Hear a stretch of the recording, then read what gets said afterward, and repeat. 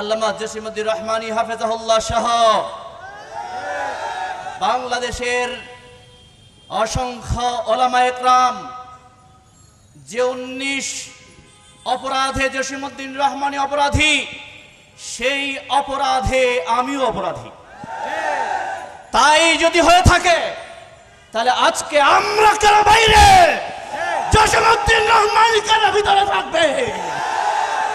আমরা যে 19 অপরাধে অপরাধী, 1 নম্বর অপরাধ হলো জসিমউদ্দিন রহমানী বাংলার জমিন থেকে ইসলাম এবং মুহাম্মদ সাল্লাল্লাহু আলাইহি ওয়াসাল্লাম আল্লাহ তাআলার বিরুদ্ধে যারা শতাব্দীর নিকৃষ্টতম অপবাদ রটিয়েছিল, গালি দিয়েছিল, নোংরা কথা বলেছিল, জসিমউদ্দিন রহমানী তাদের বাংলার জমিন থেকে জাহান্নামে পাঠিয়ে দেওয়ার সিদ্ধান্ত নিয়েছিল।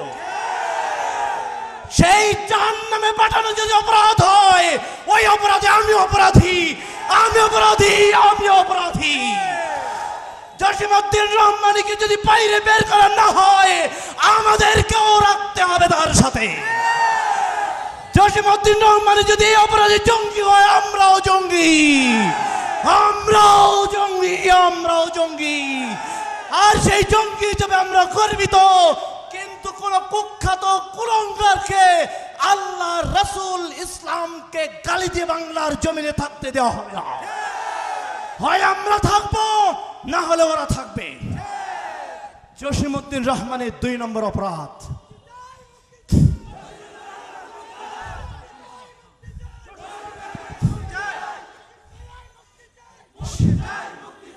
সংগ্রামী সাথী ও বন্ধুরা, জসিমউদ্দিন রহমানীকে আমি কাছ থেকে দেখেছি। কত বড় সন্ত্রাসী তোমাদেরকে আজকে আমি জানিয়ে যাই, কত বড় জঙ্গি জসিমউদ্দিন রহমানী তোমরা আজকে জেনে নাও। যে কারণে আজকে নিরপরাধী বাংলার সূর্য সন্তানকে এই শতাব্দীর নিকৃষ্ট স্বৈরাচার, কুখ্যাত খুনি, রক্তপিপাসু ডাইনি শেখ হাসিনা এবং তার সন্ত্রাসী সংগঠন আওয়ামী লীগ তাকে যে অপরাধে আজকে তাকে কারাবন্দী করে রেখে বাংলার শ্রেষ্ঠ সন্তানকে কণ্ঠরোধ করা হয়েছে। 2 নম্বর তার যে অপরাধ ছিল, সেটা হলো বাংলার জমিন থেকে গণতন্ত্র, সমাজতন্ত্র, সুফিবাদ, যোগীবাদ, সকল তন্ত্র মন্ত্রের কবর রচনা করে বাংলার জমিনে ইসলাম প্রতিষ্ঠা করতে চেয়েছিল। এই ইসলাম প্রতিষ্ঠা করে যদি অপরাধ হয়, সন্ত্রাস হয়, জঙ্গি হয়, আমি সেই সন্ত্রাসী এবং জঙ্গি হিসেবে গর্বিত।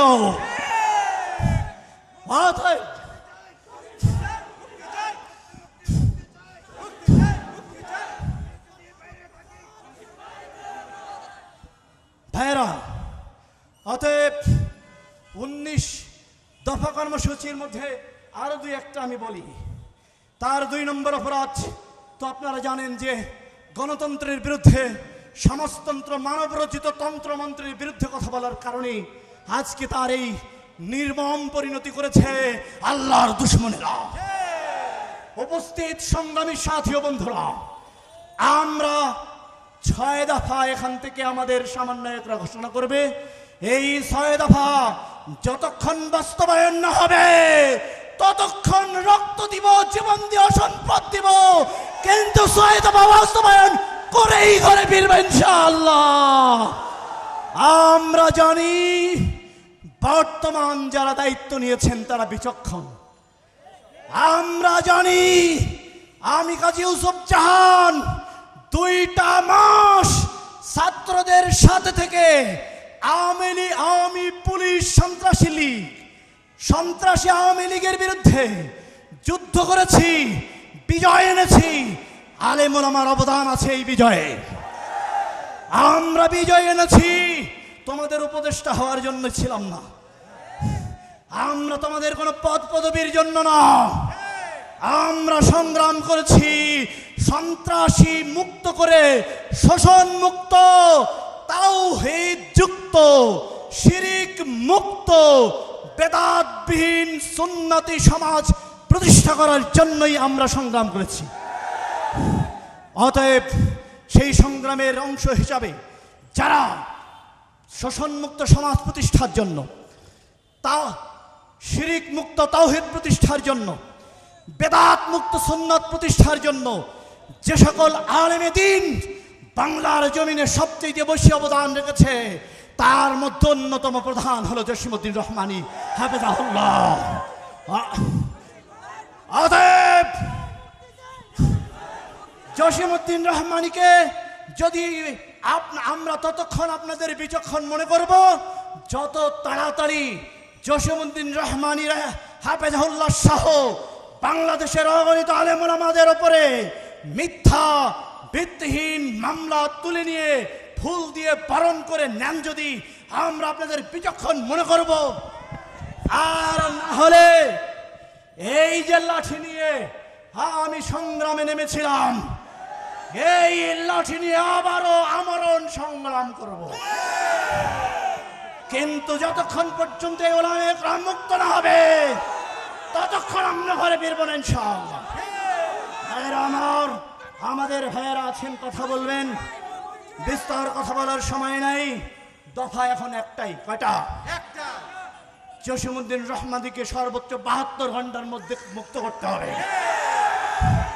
মুক্ত করা না হলে আমরা এই সমস্ত তাগুতি নিয়ম মানি না, আমরা নিজেরাই মুক্ত করে আনবো ইনশাআল্লাহ। আমা তাওফিক ইল্লা বিল্লাহ। আসসালামু আলাইকুম ওয়া রাহমাতুল্লাহ। ঘাম প্রয়োজন হলে ঘাম দিতে হবে, রক্ত প্রয়োজন হলে রক্ত দিতে হবে। বাঙালি জাতি পচা আদর্শের জন্যই যদি রক্ত দিতে জানে, তাহলে আল্লাহ সুবহানাহু ওয়া তাআলার মহান দ্বীনের জন্য কি রক্ত দিতে পারবে না? আল্লাহ তাআলার মহান বিধান বাস্তবায়নের জন্য কি রক্ত দিতে পারবে না? আমি আপনাদের কাছ থেকে আলোচনার আগেই প্রতিজ্ঞা নিতে চাই, আপনাদের এখানে যারা নিফাক যুক্ত আছেন তারা চলে যান। যাদের ভিতরে নিফাক আছে কথা শোনার প্রয়োজন নেই।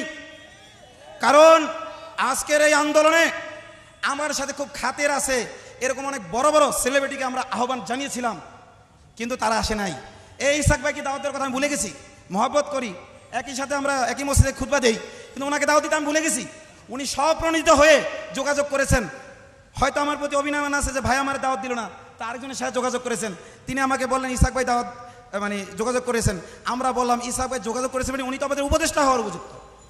কিন্তু আপনারা জানেন যে এই আন্দোলনটা খুব তাড়াহুড়া করে, তাৎক্ষণিক এবং সাম্প্রতিক কিছু পরিস্থিতির প্রতিক্রিয়া স্বরূপ আমরা এখানে একত্রিত হয়েছি। এজন্য আমরা আমাদের সমন্বয়ক সেইভাবে কি করতে পারি নাই, যুক্ত করতে পারি নাই। একটা উদাহরণ দিলাম মাত্র, আরও এখানে অনেক আছেন যাদেরকে আমরা দাওয়াত করি নাই, কিন্তু দিনকে ভালোবেসে ইসলামকে ভালোবেসে চলে এসেছেন। অনেকে মনে করেছে অমুক বড় সেলিব্রিটিকে নেন তাহলে আমি যাব, তমুক বড় সেলিব্রিটিকে নেন তাহলে আমি যাব।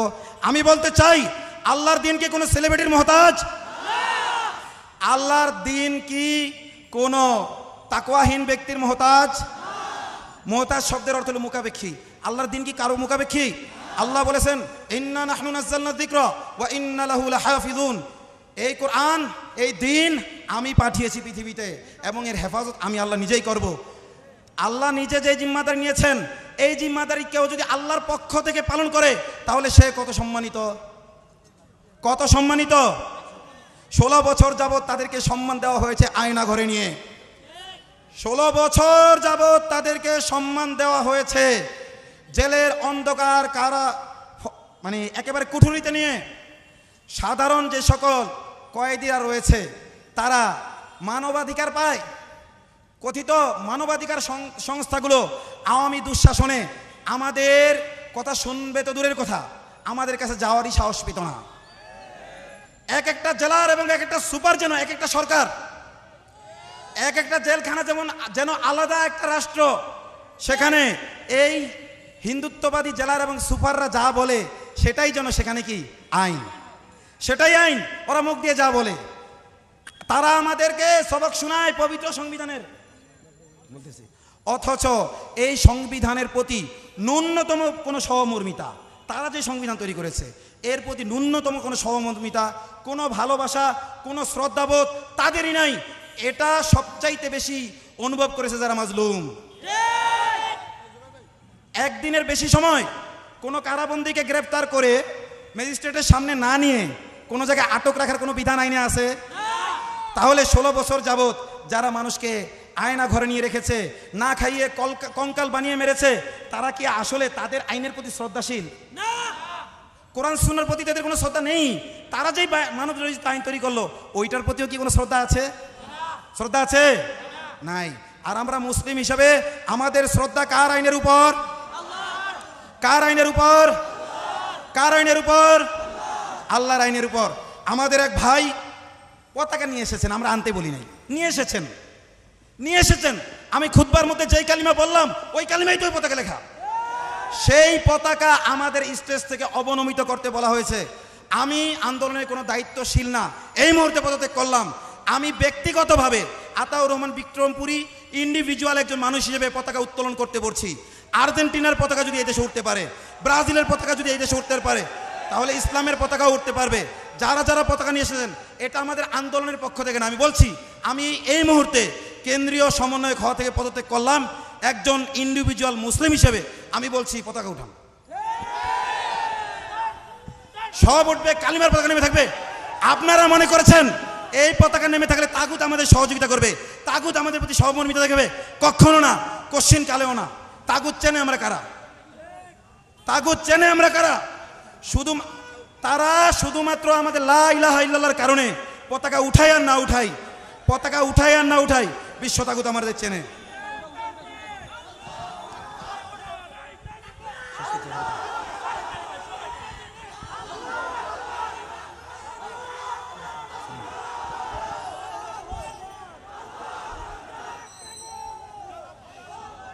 আমি আবারও বলছি, এই পতাকা উঠানোর আদেশ আমি ব্যক্তিগতভাবে দিয়েছি। যেহেতু কারোর সাথে আমি পরামর্শ করি না, এই জন্য আগে আমি পদত্যাগ করেছি, তারপরে পতাকা উত্তোলনের অনুমতি কথা আমি বলেছি।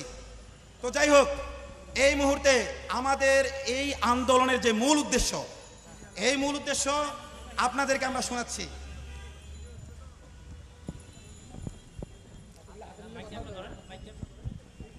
প্রিয় দেশবাসী, আপনারা সকলেই জানেন, আল্লাহর অশেষ অনুগ্রহে আমরা বৈষম্য বিরোধী ছাত্র আন্দোলনের ব্যানারে ছাত্র, শিক্ষক, ওলামা, তলাবা ও আপামর জনসাধারণের ঐক্যবদ্ধ আন্দোলনে ফ্যাসিবাদ, স্বৈরাচার, খুনি হাসিনার পতন করে বৈষম্যহীন স্বাধীন বাংলাদেশ গঠন করার ঘোষণা দিয়েছি। আমরা লক্ষ্য করেছি, নতুন স্বাধীনতা পরবর্তীকালে দেশের বিভিন্ন রাজনৈতিক দলের নেতারা কারামুক্ত হলেও নিরীহ, নিরপরাধ, মাজলুম ওলামা ও জনতা এখনও কারাগারে আবদ্ধ রয়েছে।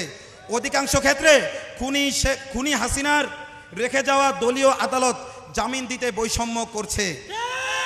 খুনি হাসিনার রেখে যাওয়া আদালত, খুনি হাসিনার, আবার বলেন, খুনি হাসিনার, মানি না, মানব না।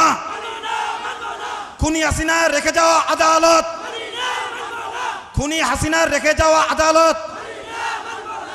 আমি আতাউর রহমান বিক্রমপুরী ব্যক্তিগতভাবে, পারিবারিকভাবে একজন আলেম হিসেবে দীর্ঘদিন নির্যাতিত হয়ে এই ফ্যাসিবাদের চেহারা আমি ভালোভাবে অবলোকন করেছি। এই জন্য আমি যখন ছাত্র আন্দোলনের সাথে অফলাইনে অনলাইনে সরাসরি যুক্ত ছিলাম এবং তার সম্মানস্বরূপ তারা আমাকে বক্তৃতা দিতে দিয়েছিল, তখনও কিন্তু আমি এই কথাই বলেছিলাম, ভাইরা, হাসিনা পালিয়ে গেছে, এ কারণে মনে করেন না আপনারা স্বাধীন হয়ে গেছেন, শঙ্কামুক্ত হয়ে গেছেন। আমরা বলছি না যে আমাদের ইসলাম প্রতিষ্ঠার এটা আন্দোলন, কিন্তু আপনারা যে মনে করেছেন জালেমের বিরুদ্ধে লড়াই করে জালেমের পতন হয়ে গেছে, এটা আপনারা বোকার স্বর্গে বাস করছেন। ভাইয়েরা, যতক্ষণ পর্যন্ত খুনি হাসিনা এবং তার সহযোগী হিন্দুত্ববাদী ভারতের এজেন্টদের এ দেশ থেকে তাড়ানো যাচ্ছে, ততক্ষণ পর্যন্ত আমরা স্বাধীন নই। যতক্ষণ না বিচার বিভাগের প্রতিটি বিচারপতি যারা খুনি হাসিনাকে বিভিন্নভাবে সহযোগিতা করেছে রায় দিয়ে, এরা অপসারিত হচ্ছে, ততক্ষণ পর্যন্ত আমরা স্বাধীন নই। যতক্ষণ পর্যন্ত প্রশাসনের, ইসকনের যত সদস্য আছে, এরা যতক্ষণ না মুক্ত, এদের মুক্ত বাংলাদেশ হচ্ছে, ততক্ষণ পর্যন্ত আমরা স্বাধীন নই। তো প্রিয় ভাইরা, এদেরকে মুক্ত করলেই আমাদের 6 দফা বাস্তবায়িত হবে। সেই 6 দফাগুলো কি? 1, আওয়ামী দুঃশাসনে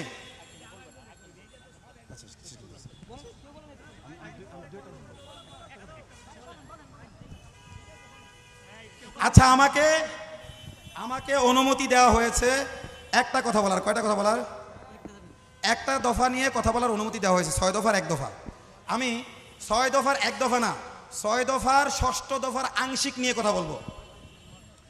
আংশিক নিয়ে কাশিমপুর কারাগার থেকে আমি আতাউর রহমান বিক্রমপুরী দায়িত্ব নিয়ে বলছি, আমার কাছে কিছু ভয়েস আসলো, ভয়েস মেসেজ, তারপরে কিছু টেক্সট মেসেজ, যে সুব্রত কুমার বালা কারাগারে দাঙ্গা বাঁধিয়ে আমাদেরকে মেরে ফেলার পায়তারা করছে, আমাদেরকে বাঁচান, এই মর্মে আল্লামা মামুনুল হক সহ সমন্বয়ক সহ অনেকের কাছেই আমরা আবদার করেছি। এখনো জানি না তারা আমাদের জন্য কি করতেছেন। ভাই আপনি এ বিষয়ে একটু কি করেন, কথা বলেন।